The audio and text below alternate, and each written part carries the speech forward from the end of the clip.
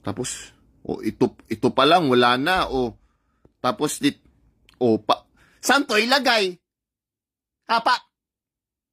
Paano to? Ganyan, di ba? Kulang-kulang.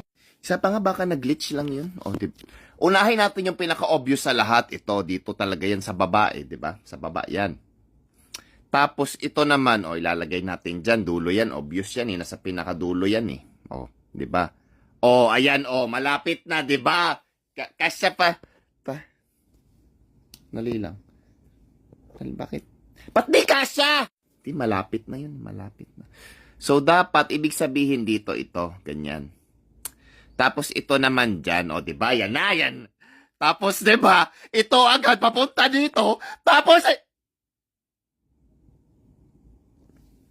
ba't may kulang? TikTok, ano na, ayusin nyo yung mga gamis nyo.